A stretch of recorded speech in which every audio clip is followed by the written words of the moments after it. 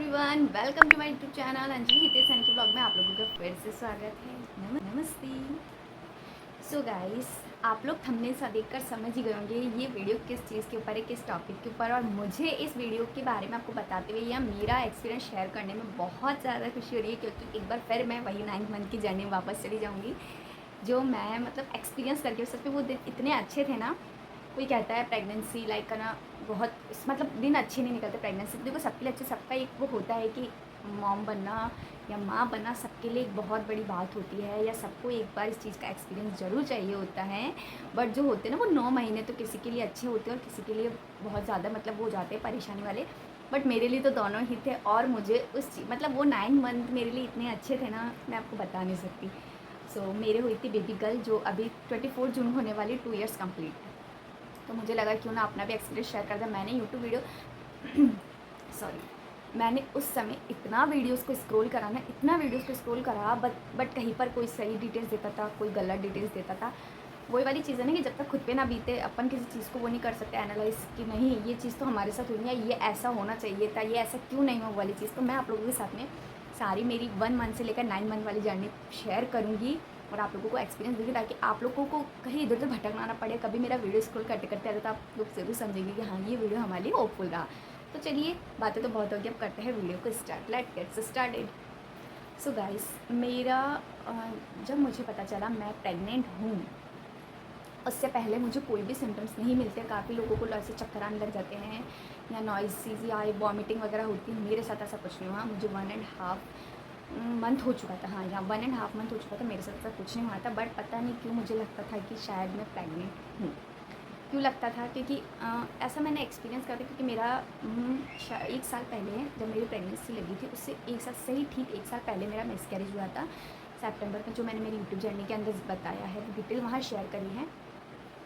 मेरा सितंबर में मिसकैरेज हुआ था। नेक्स्ट ईयर अक्टूबर में मुझे वापस प्रेगनेंसी हो चुकी थी। मेरे खुद से था दिवाली का, वो मुझे दिन आज भी याद है। दिवाली थी उस समय 21 अक्टूबर 2022। जी हाँ, उस समय दिवाली थी। दिवाली वाला ही दिन था। तो मुझे खुद से अंदर से ऐसी फीलिंग आ रही थी, ऐसी गट फीलिंग आ रही थी स्ट्रांगली कि हाँ शायद मैं प्रेग्नेंट हूँ। तो मुझे ऐसी कुछ फीलिंग्स आ रही थी। तो मैंने अपना उस समय प्रॉपर ध्यान रखा, क्योंकि मेरी स्पीड चलने की इतनी है कि मैं इतना स्पीड से चलती। तो मैंने उस समय खूब अच्छे से ध्यान रखा। दिवाली थी तो दिवाली का काम वगैरह करना, वर्कलोड कितना रहता है आप लोगों को सबको अच्छे से पता है। मैंने उस समय मेरा काफ़ी अच्छे से ध्यान रखा। तो अक्टूबर निकल गया। नवंबर हाँ 10 नवंबर को मैं डॉक्टर के पास गई थी। उससे पहले मैंने अपना घर पे चेकअप कर लिया था, जो कि था पॉजिटिव जी। तो एक अंदर से बहुत एक्साइटमेंट थी, बट मैंने उस समय किसी से शेयर नहीं किया था। सिर्फ मैंने मेरे हस्बैंड को बताया था, और मैंने उसके अलावा किसी से बात ही शेयर नहीं की थी। मैंने एक बार पहले डॉक्टर के पास जाएंगे, इस चीज़ को कन्फर्म करेंगे, फिर हम आगे सबको बताएंगे। 10 नवंबर को मैं डॉक्टर के पास गई थी, तो डॉक्टर ने यस कन्फर्म कर दिया था कि या आई एम प्रेग्नेंट।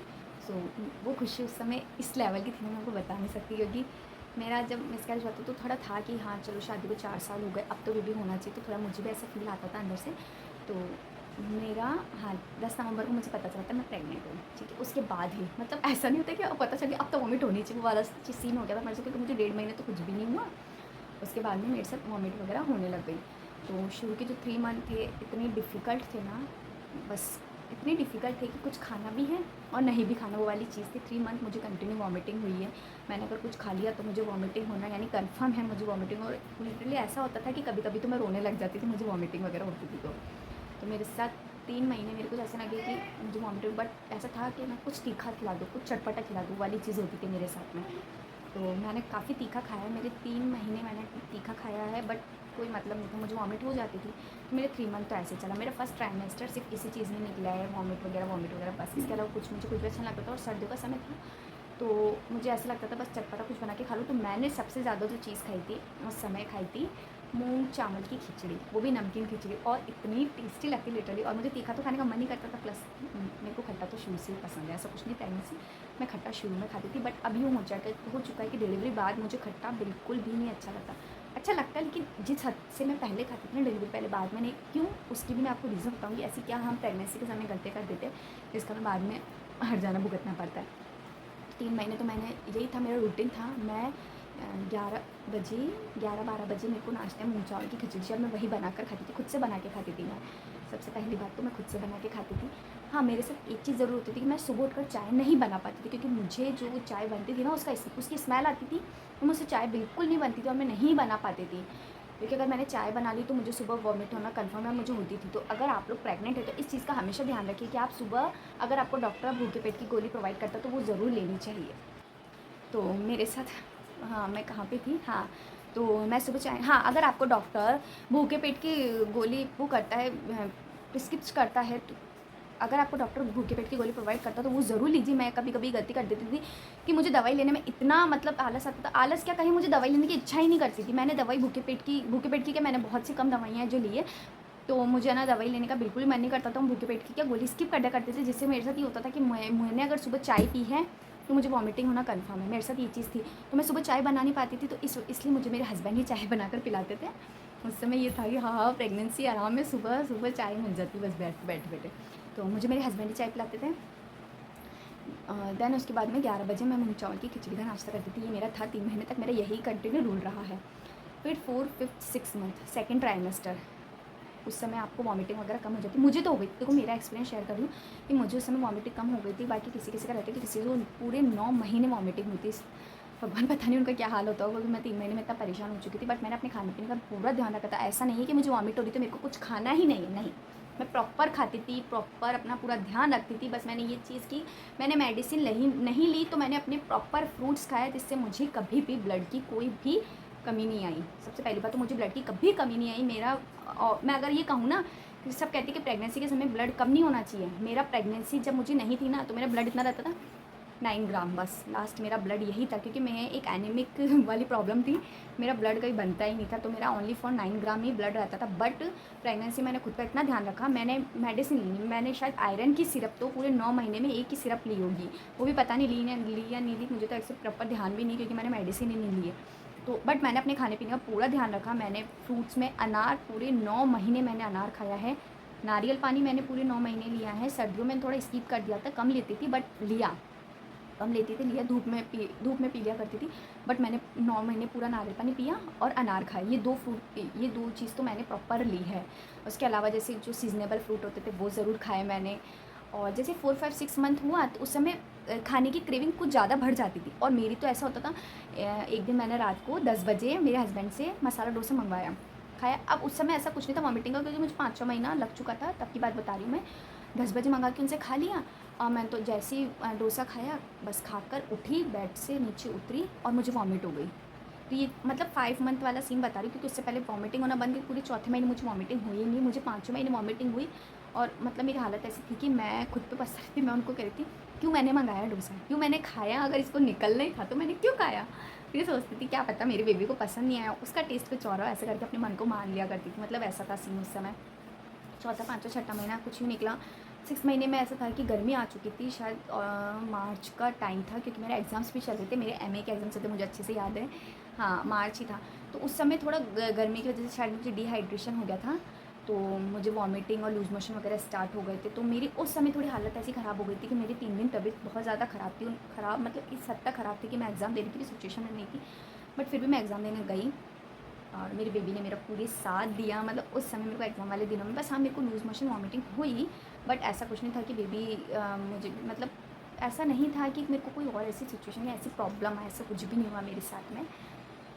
6 मंथ तक ही रहा। 7, 8 और 9th मंथ प्रॉपर गर्मी आ चुकी थी, अपना खुद का पूरा प्रॉपर ध्यान रखना। कुछ यूँ था कि सीज़नेबल फ्रूट खाने की इतनी इच्छा हुआ करती थी। मतलब उस समय हो गया था कि मेरा चटपटा खाने से माइंड डाइवर्ट होकर एकदम से मीठे पर आ गया। अब मुझे मीठा खाना है, अब मुझे चटपटा नहीं खाना। मतलब मिल गया वो ठीक है कि हाँ, आपको ये चीज़ मिल गई, बट मुझे खाना है तो मीठा ही खाना है। और उस समय मैंगो वाला सीज़न था, तो मतलब मैंने पूरे 3 महीने मैंगो और रसगुल्ले, ये 2 चीज़ इतनी प्रॉपर खाई है, क्योंकि डॉक्टर ने मुझे 8th मंथ में बता दिया था कि मेरे जो बेबी है उसका वज़न अब बिल्कुल नहीं बढ़ रहा है। मतलब वो पूरे 1 किलो का भी नहीं था। मेरे लिए तो एकदम शॉकिंग वाली चीज़ होती। मतलब मैं उस समय लिटरली इतना रोई हूँ ना रिपोर्ट देखने के बाद में, कि बस मतलब जो मेरे रिलेटिव थे वो मुझे कहने लगे कि अब रो के बच्चे का वज़न और कम कर रही है। मैं इतना रोई थी। क्यों रोई थी? क्योंकि कुछ गलतियाँ मेरी थी कि मैंने टैबलेट प्रॉपर नहीं ली थी। मुझे आयरन की कमी नहीं, आयरन की टैबलेट ही मैं कह सकती हूँ कि हाँ, अगर मैंने नहीं ली ना तो मैंने फ्रूट्स वगैरह ऐसी आयरन मतलब ऐसी चीज़ें जिससे खून की कमी नहीं आ सकती। बट कुछ ऐसी दवाइयाँ भी होती है, उसके अलावा कैल्शियम हो गया या और भी कोई दवाइयाँ होती हैं जिससे बाकी सारी काफ़ी चीज़ें होती हैं, मतलब कि जिससे है ना जो बेबी से रिलेटेड होती है। तो मैंने ये गलती करी थी, तो मैंने कुछ दवाइयाँ नहीं ली जिससे मेरे बेबी का वज़न ही बढ़ा। मैं लास्ट ट्राइमेस्टर पे थी, मेरे को 8 मंथ था, मेरी सोनोग्राफी हुई, उसमें डॉक्टर ने मुझे कह दिया डायरेक्टली कि बच्चे का वज़न प्रॉपर 1 किलो भी नहीं है, आपको ड्रिप लगानी पड़ेगी। तो उस समय मुझे 1 दिन के लिए एडमिट किया गया और मेरे ड्रिप लगी थी, ऐसी होती कांच की बॉटल्स वगैरह होती, वो वाली मेरी ड्रिप लगी थी पूरे 1 दिन तक कंटिन्यू मेरी ड्रिप चली थी वो वाली, कि इससे बच्चे का वज़न बढ़े। तो वो मैंने ड्रिप लगाई और उसके साथ साथ मैंने प्रॉपर रसगुल्ले जो होते हैं वो खाए, क्योंकि कहते हैं अगर रसगुल्ला खाते हैं तो उससे बच्चे का वज़न बढ़ता है। और ये चीज़ ट्रू है, ये चीज़ बिल्कुल ट्रू है कि अगर आप रसगुल्ला खाओगे तो बच्चे का वज़न ज़रूर बढ़ेगा ही बढ़ेगा। और मेरे इससे मेरी गुड़िया मतलब जो मेरी बेबी हुई थी उसका वज़न बढ़ गया था, कम से कम ये 1 किलो 200 ग्राम की हो चुकी थी, इतना मेरा वज़न बढ़ चुका था उससे। मैं ये भी कहूँगी हाँ थोड़ा बहुत ड्रिप से बढ़ा होगा, बट ड्रिप से इतना नहीं बढ़ता ही वज़न, क्योंकि मैं भी खुद इस प्रोफेशन में रह चुकी हूँ, इसलिए मुझे अच्छे से पता है। खुद प्रोफेशन में होने के बाद भी मैंने ये चीज़ गलतियाँ करी, तो मैं आप लोगों से बस ये कहूँगी कि आप लोग कभी गलती ना करें, जो डॉक्टर दवाई देता है उस दवाइयों को ज़रूर लेनी चाहिए। मैंने ये गलती की थी। अब मैं आपको बताती हूँ कि मुझे क्या सिम्टम्स लगे थे कि मेरे बेबी गर्ल होएगी, और ये सिम्टम्स मैं बिल्कुल ट्रू बता रही हूँ, क्योंकि मैंने उस समय यूट्यूब पर इतना स्क्रॉल करा था, देखने की सब झूठी अफवाह हैं कि एंटेरिया पोस्टेरिया वगैरह जैसी कोई चीज़ होती है, ऐसा कुछ नहीं है। क्योंकि मैं जिस प्रोफेशन में रह चुकी हूँ मुझे अच्छे से पता है एंटेरिया पोस्टेरिया कुछ नहीं होता है, ये सब बेबी की उस पर डिपेंड करता है कि बेबी किस एरिया में। ऐसा कुछ भी नहीं है कि अगर एंटेरिया में होगा तो लड़का है या पोस्टेरिया में होगा तो लड़की, ऐसा कुछ भी नहीं है। मेरी जो बेबी है वो एंटीरियर एरिया में थी फर्स्ट ऑफ ऑल। सेकंड चीज़ रहती है कि बच्चे की जो धड़कन है, कहते हैं 145 से नीचे होती है तो लड़की होती है, 145 से नीचे होती है तो लड़का होता है, और 145 से अब ऊपर होती है तो बेबी बॉय होता है। तो ये चीज़ें बिल्कुल रॉन्ग है, ऐसा कुछ भी नहीं है कि बेबी की धड़कन के ऊपर आप बेबी का जेंडर पता कर लो, ये चीज़ बिल्कुल गलत है। मेरे बेबी गर्ल के समय मुझे बस मैं आपको एक चीज़ बताती हूँ, ऐसे थी कि वो एक जो लाइन वाली चीज़ रहती है वो मैंने कहीं ना कहीं देखी है कि बिल्कुल ट्रू ही है। कि जिस समय मैं प्रेग्नेंट थी उस समय मेरे साथ में 2-3 मतलब हमारे मतलब रिलेशन में, आप 3-4 2-3 नहीं कहूँगी 3-4 थी जो मेरे साथ में प्रेग्नेंट थी। तो उन सब की मैंने ये चीज़ नोट करी और उसके बाद मैंने ये चीज़ का मतलब ये चीज़ आप लोगों के सामने मैं रख रही हूँ कि कहते हैं कि जिस समय एक लेडीज़ प्रेग्नेंट होती है तो उसके पेट पर एक सीधी ऐसी लाइन बनती है, तो उस बिल्कुल सीधी लाइन का जो बनती है ना, उसका प्रॉपर ही होता है कि हाँ वो बेबी बॉय ही होता है। और ये चीज़ मैंने एक नहीं 2-2 3-3 जगह देख कर ही आप लोगों के साथ में इस चीज़ को बता रही हूँ कि हाँ ये चीज़ ट्रू है कि अगर पेट पर बिल्कुल सीधी लाइन होगी तो बेबी बॉय होगा, और जो नाभि से ऊपर लाइन आती है वो हल्की सी भी टेढ़ी होती है तो बेबी गर्ल होती है। तो जी हाँ, ये चीज़ बिल्कुल ट्रू है, क्योंकि ये चीज़ मेरे साथ हुई है। मेरे सिस्टर इन लॉ मेरे साथ प्रेग्नेंट थे, उनके साथ भी ये चीज़ हुई है, और उनकी अभी सेकंड बेबी गर्ल है, और दोनों के समय ये चीज़ हुई है। मेरी बेबी गर्ल, हेलो बोलो, हेलो। जाओ अब जाओ। तो ये चीज़ बिल्कुल ट्रू है कि अगर ये लाइन हल्की सी भी टेढ़ी हो जाती तो बेबी गर्ल होती है, क्योंकि मेरी भाभी है उनके समय बिल्कुल ऐसा ट्रू हुआ है कि उनकी जो पेट की जो लाइन थी बिल्कुल सीधी थी और उन्हें बेबी बॉय कंसीव करा है। ये चीज़ बिल्कुल ट्रू है। और मेरे जो टमी बैली थी वो भी हल्की सी ऐसी नीचे की तरफ थी, और जो बेबी बॉय की होती है वो ऊपर की तरफ होती है। इस चीज़ का मैं बिल्कुल वो नहीं करती हूँ, क्योंकि ये सब चीज़ बिल्कुल अलग है कि बेबी किस तरह से, क्योंकि बेबी के वजन पे भी डिपेंड करता है। बट जो मैंने आपको लाइन वाली बात होती है बिल्कुल ट्रू है, क्योंकि ये चीज़ मैंने एक्सपीरियंस करी 5-6 लोगों के साथ देखकर, तभी मैंने आप लोगों के साथ ये चीज़ शेयर करी है।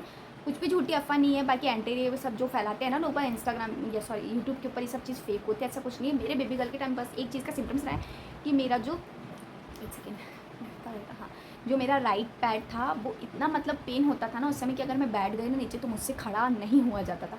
बहुत मतलब मुझे बहुत दिक्कत आती थी इस पैर को लेकर। और अगर मैं ऐसे सो गई तो मेरे से बहुत जल्दी से मतलब ऐसे करवट नहीं ले जाती थी, मेरे से बहुत बड़ी प्रॉब्लम होती थी मेरी बेबी गर्ल के समय। मिशो हटो बेटा, मुझे ये वाली प्रॉब्लम होती। तो मैंने आपके साथ में जो मैंने एक चीज़ एक्सपीरियंस करी वो सब चीज़ मैंने आपके साथ शेयर करी। आई होप आप लोगों को वीडियो बहुत अच्छा लगा हो, तो प्लीज़ वीडियो को लाइक कमेंट शेयर जरूर कीजिएगा, और यहाँ पर सब्सक्राइब करके जरूर जाइएगा, बेल आइकन जरूर दबा दीजिए, ताकि जैसी ही वीडियो अपलोड करो तो आप लोगों को इसका नोटिफिकेशन मिल जाए। तो बेल आइकन को प्रेस करना बिल्कुल मत भूलिएगा, और मैं इसका सेकंड पार्ट ज़रूर लेकर आऊँगी, क्योंकि ये वीडियो अभी बहुत लॉन्ग बन चुका है। मुझे और भी चीज़ आप लोगों के साथ शेयर करनी है जो आप लोगों को बहुत इन्फॉर्मेशन वाली होने वाली है, क्योंकि जो गलतियाँ मैंने करी वही वो गलती आप ना कर बैठो। ऐसे बाय बाय।